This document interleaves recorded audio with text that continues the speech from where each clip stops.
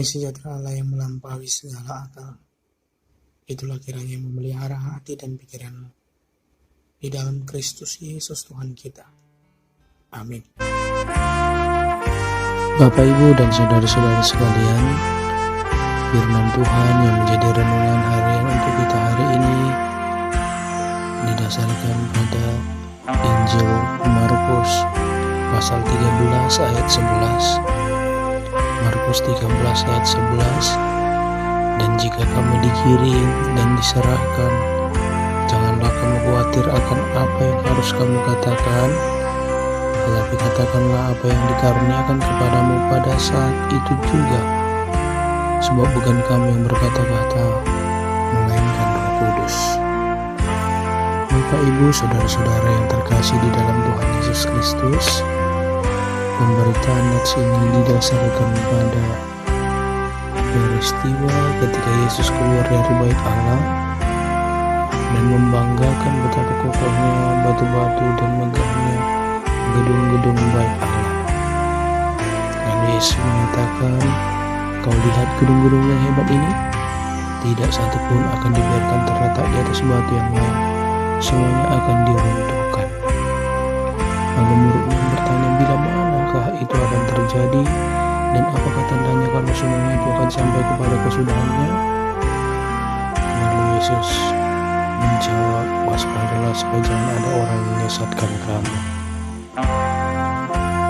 Akan datang banyak orang dengan memakai namaku dan berkata, akulah dia, dan mereka akan menyesatkan banyak orang.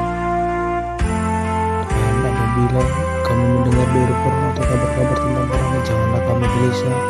Semuanya itu harus terjadi, tetapi itu belum kesudahannya. Semua itu barulah permulaan penderitaan menjelang zaman baru.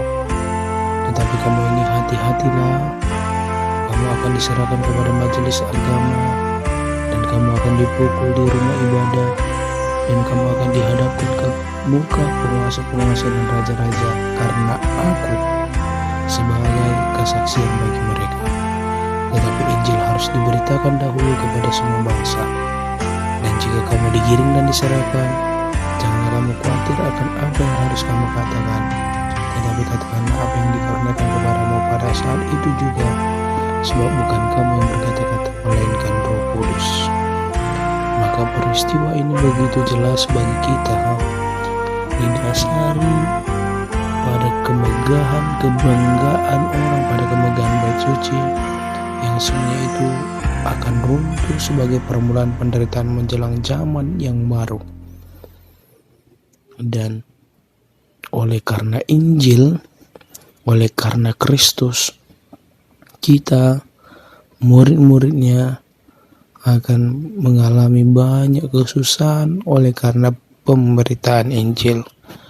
Tetapi kita tidak perlu khawatir. Bahkan terkait memberi jawab pun kita tidak perlu takut, karena akan dikaruniakan kepada kita karunia oleh Roh Kudus untuk berkata-kata. Oleh karena itu, sekalipun di dalam penderitaan, Injil harus diberitakan, Kristus harus diberitakan. Sakit, penderitaan, kesusahan tidak bisa menghambat pemberitaan Injil Kristus. Mungkin kita akan berakhir, mungkin waktu kita akan berhenti, bahkan kekuatan kita, kemampuan kita di dalam memberitakan Injil terbatas, tetapi semuanya itu tidak bisa membatasi pemberitaan Injil Kristus. Dan janganlah karena penderitaan, karena kita diperhadapkan kepada penguasa-penguasa yang membuat kita tertekan, tertindas oleh karena Injil Kristus, lalu kita menjadi goyah. Jangan pernah. Tetapi kita harus bertahan sampai pada kesudahannya. Karena kita akan dibenci semua orang oleh karena Kristus. Jadi ketika kita memberitakan Injil, baik melalui pemberitaan lisan maupun pemberitaan lewat cara hidup kita, tingkah laku kita. Mungkin kita akan dibenci orang. Sikap kita, tindakan kita sebagai seorang Kristen mungkin tidak disukai orang. Tetapi kita harus tetap bertahan sampai pada datangnya zaman baru itu. Kiranya Tuhan lewat Roh-Nya menguatkan kita dan memampukan kita berjalan di tengah dunia ini sebagai orang Kristen, dan tetaplah setia kepada iman kita di dalam Yesus Kristus. Amin.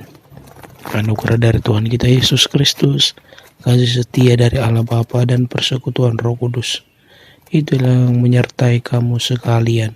Amin.